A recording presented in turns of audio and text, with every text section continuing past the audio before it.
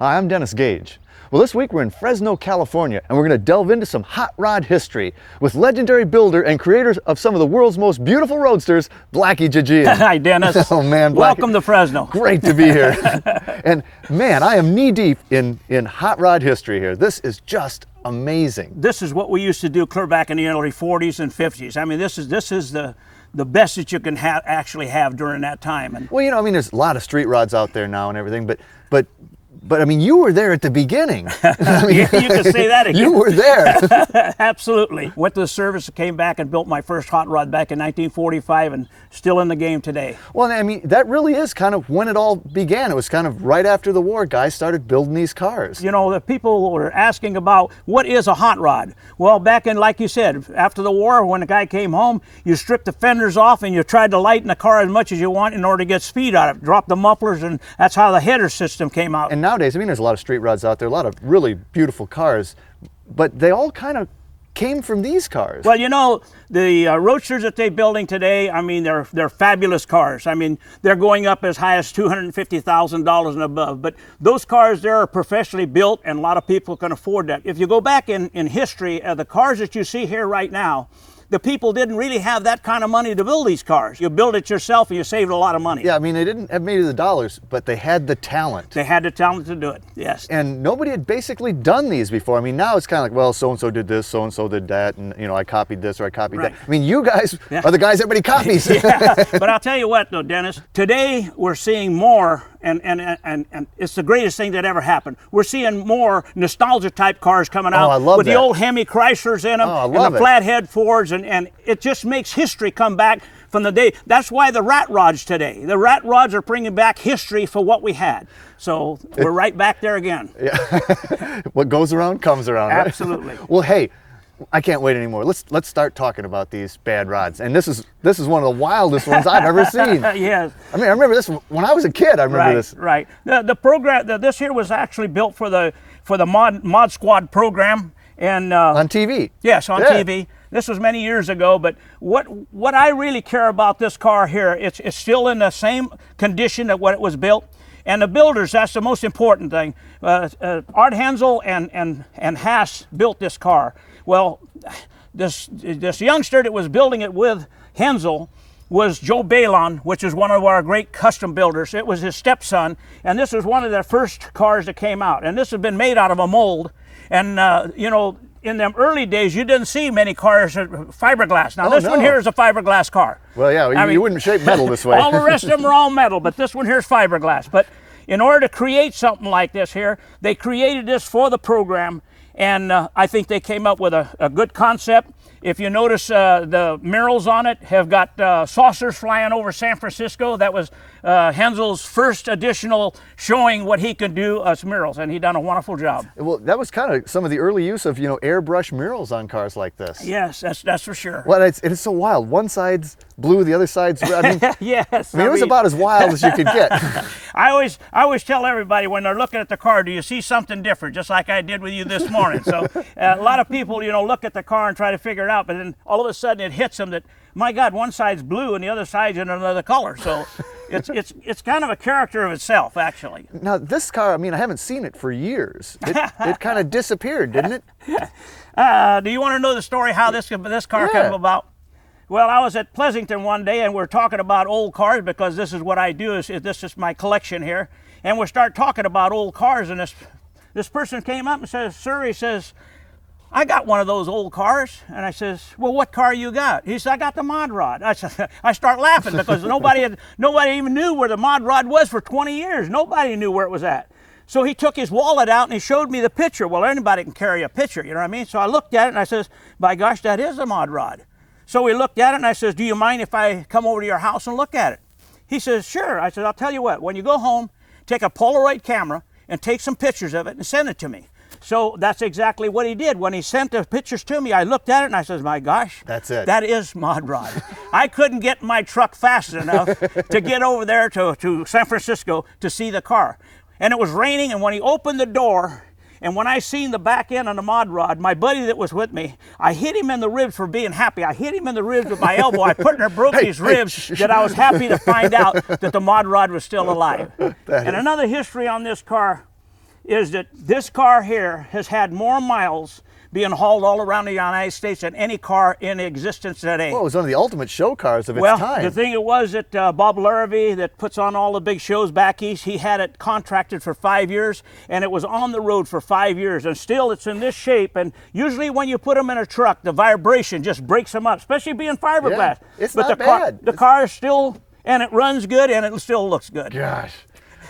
Well, then speaking of still looking good, this is a stunning car here. Yes, Dennis. This car here is one of the most fabulous cars that I've ever come across, and I was with Chuck Krikorian. We took this over to George Barris's place and developed this car and built it. We built the a la carte back in 1958, and then we won the world's most beautiful roadster back in 1958 and 59. And Chuck Krikorian is the brother-in-law of Richard Peters. So when he built this car here and we took it over to George, and George did finish the body, Chuck Krikorian did all the body setting and the frame and the whole thing. This got the whole undercarriage, the frame and all is solid chrome. Oh, wow. But when we went in competition, well, you always bring, when you win the world's most beautiful roadster, you bring the car back to show what won it. Well, Richard Peters pulled the a la carte out of competition because this was his brother-in-law. So this gave the chance for Chuck with this one here to win it in 1960. So they got underneath their belt 58, 59, and 60, the world's most beautiful roadster in a title-wise. So that's unbelievable. So this was the 1960 winner. Yes, this was the 1960 world's most beautiful roadster. Incredible. And I mean, it's an all-steel car, of course. It's all-steel car, and the great part about this, Junior Conway is the one that shot this, that worked for George Barris. And this car here is still the original paint that he put on, and this is one of the longest lasting paint jobs that he's ever had. This was painted back in 1959. The first part of 1959 is when the car was painted, and it's still the same paint. Absolutely incredible. And what a wild front end. I mean, that's pretty, well, Dennis, could I say something to that? It's wild, but I used to call it the early days, they're ugly. They're ugly. They're ugly. Yeah. Well, you could see that too. But this was your baby. Yes, this is my baby. This is the Shish Kabob Special. This one here, this car here means everything to me because this is what brought my life around in order to do what I'm doing, and the enjoyment in order to do with this car here. There's so many things, and I'm very proud to say that this is one of the first cars that was picked out for Pebble Beach. Hot rod being in Pebble Beach, and this car was there. So wow. It gives me a lot of pleasure, not only winning the world's most beautiful roadster back in 1955, but having the car being asked to go to Pebble Beach. That was an honor. That is a true That honor. was a true honor. Now, you won it in 55, but this car, you and this car go back even farther than that, don't you? Yeah, we go back clear to 1945. In 1946, my buddy and I that used to ride with me, we've been everywhere that you can ever think of this car. We didn't have money. You see upholstery in here now. We never had upholstery in the first car. All we had was like today they use serape blankets. Well, I use my Navy blanket, so all we have to do is sit down in the car and pull the Navy blanket over us, and we went to sleep in it because we didn't have the money. So this is the excitement that you get no matter what it is, and no matter where you go, you enjoy the car. Now, the weld there, is that where you rest your foot? Yes, I put that weld in there so at least your knee and your shoe will go down into the weld, and that way you use your toe on your clutch. Because if you didn't do that, your shoe would be too high up there and you can practically get hung up between the sidewall and the steering column. So I dropped that down, and just by using the toe action on that weld, it worked fantastic. That's great. And I absolutely love the engine. I'm a flathead nut. I love flathead. Do you mind if I tell you a little story about this here? Blackie, please tell me a story about this one. Okay. This was at Pebble Beach. And when all the judges came out, when they judge at Pebble Beach, they have judges that's all over the car. First, number one, you have to fire the engine, bring the engine up, break it down. And then all of a sudden they wanted to know, turn your headlights on. So 2 judges were up in front, 2 judges in the back. So I turned on the switch and the headlight was on, and the 2 judges in the back says, you got no tail lights. Oh, I said, you want tail lights? So I hit the other switch. So he says, well, how come you turned on the second switch? I said, well, we used to drag race all the time. In order not for a highway patroller to catch us, we used to turn the tail lights out so they couldn't get our license plate number. The old street racer trick. Yep, that's it. And you got the switch for it, too. That's it.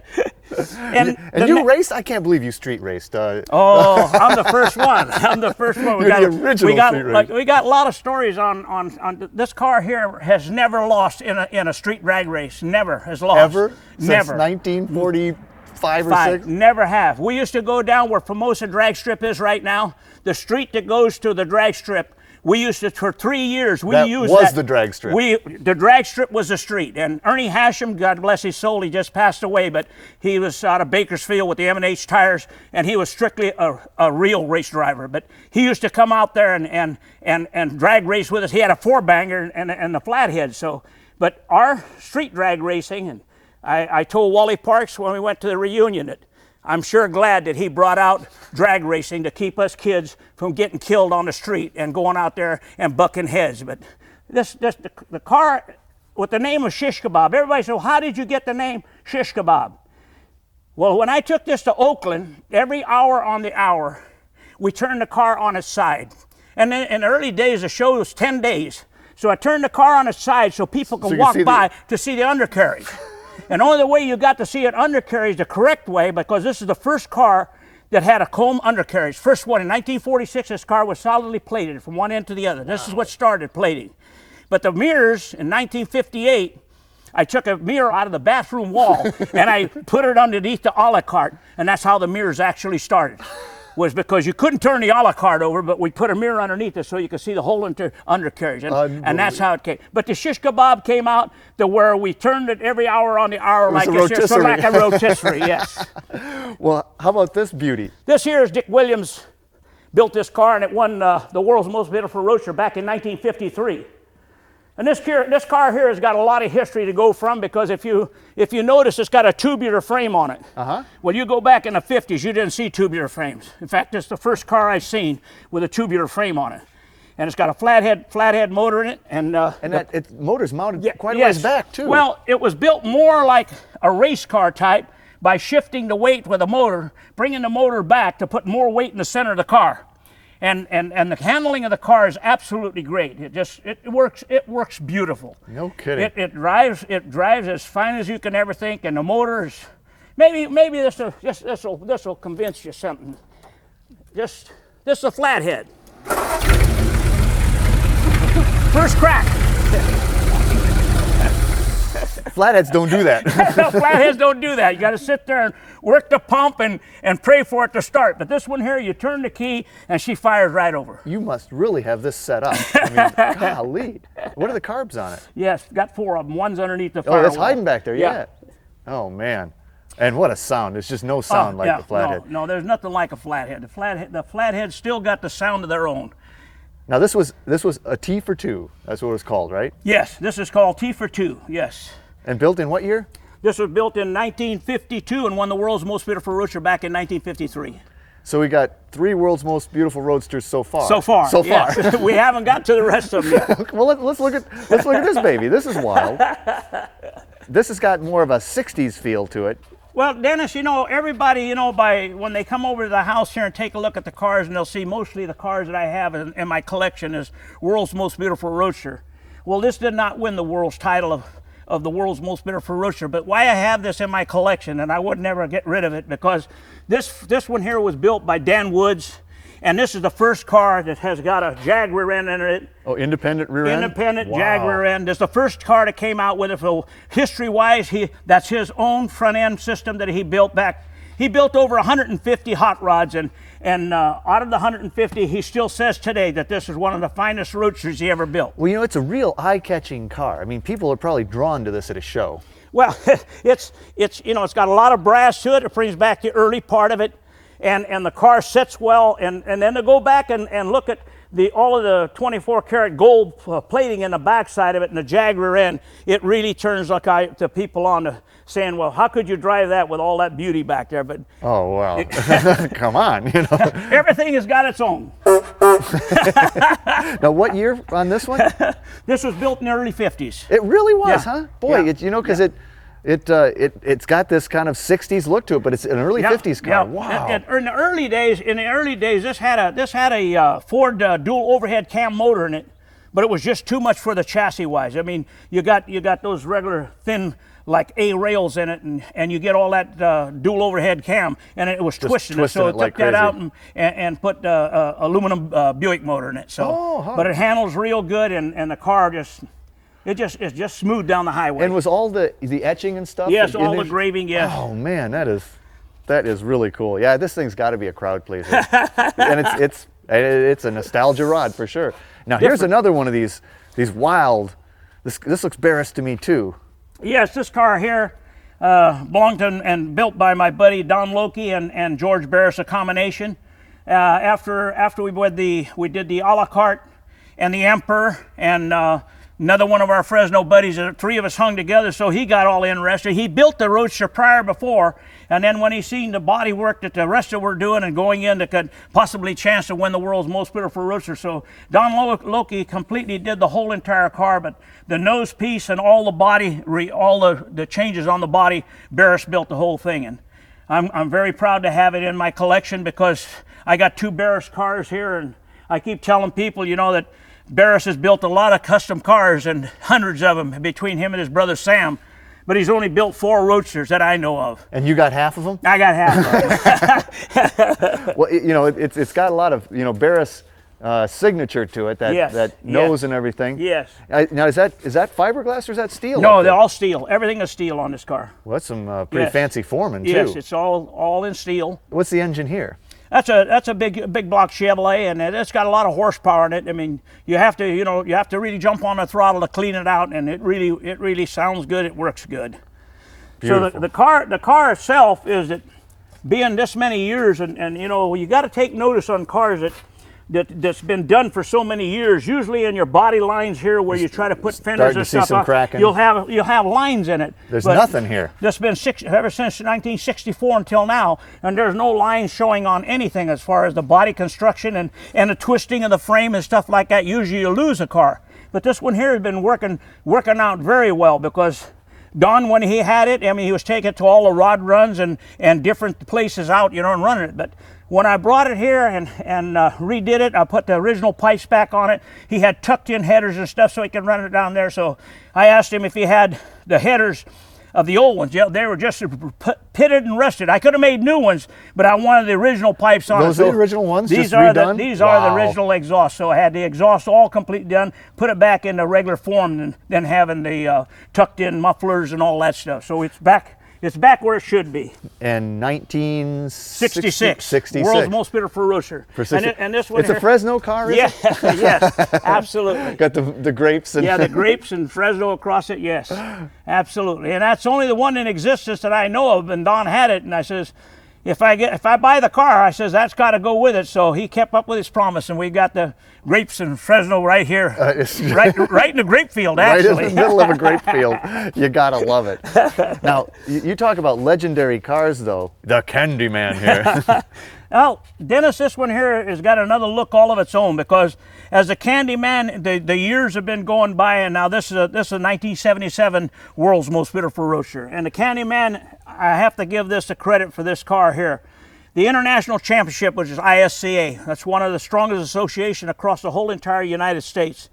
And he took the High Point car and won the International Championship back in 1977 and the World's Most Beautiful Roadster. So wow. That gives the car the credit that this was the highest point car in the United States. So that means a lot to me to be an owner of a car that, that has that kind of points. The headlights on it are a little bit odd. I mean, they're really up there. To me, they look like frog eyes sitting up there. But in order, when we were in Oakland and running for competition, they would take a tape measure, and if you didn't check out with 28 inches on the height of your lights, they would find it illegal. So they would dock you for it. So that was to be street legal. Yes, street legal. And if you didn't have a steering application where your registration on all, you had to have your horns working. You had to have everything.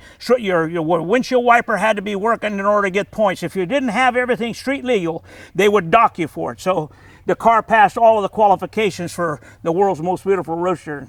Well, I remember this car from that era. I mean, this probably got more magazine coverage than, because it's just such a wild-looking machine. But you know what, Dennis? I mean, one thing on this car here, I took this car back to Detroit. I took all 7 cars to Detroit, to the Detroit Autorama, which I was very, very, very honored to be the builder of the year, and I took all 7 cars from little town of Fresno clear to Detroit. But this car here, everybody came up and says, when did you redo this car? I have not touched this car. It is original as the day it was built and won its championship. It's exactly the way it was. There has nothing been touched on this car. Nothing. That is incredible. Yes, in order to keep a paint job like that from clear back from 1977 until now, I don't care where you move it or how, you're bound to get damaged on it. Unbelievable. And again, engraving in the glass, engraving in every part on the motor. It's got engraving on the blower. It's got engraving on the manifolds. It's got engraving even on some of the plugs. I mean, for water plugs, and every part of the motor you could think of has got engraving on it. And another thing is, everybody thinks that this upholstery was redone because being done back in '77. But this is still the original upholstery, and it's got soft texture to it. It isn't hard, and the car has been kept very, very well. Well, the roof is so wild. Sunroof. You got your own sunroof, sunroof in there. Right. Man, this now. Okay, so 1, 2, 3, 4, 5 world's most beautiful roadsters. Yes. Spanning from 1950. From 1953 to 1977. Well, that's a pretty good collection, Blackie. Yeah. We need a few more in there. Yeah. I don't know why you're going to fit them in that garage, man. Wow. Now, and they all run, right? Yeah, absolutely. This one, they're all run. The magnetos out of this one here, and I have to have a new mag or reset the mag because it's set 14 years in a climate control building, and which I'm glad they did because the car was really preserved to be the way it is, the condition it is. But when you leave a magneto sit for 14 years, the mag has to completely be redone. The mag is dead on it. But otherwise, everything here works. Everything. Oh, every one of these here. I mean, I want you to get in any one of them and get down that street and start smoking it. Well, if you insist, I suppose we can make that work. Blackie, you're my hero. Hey, thank you, Dennis. Thank you for coming out to Fresno. Great to do it, man.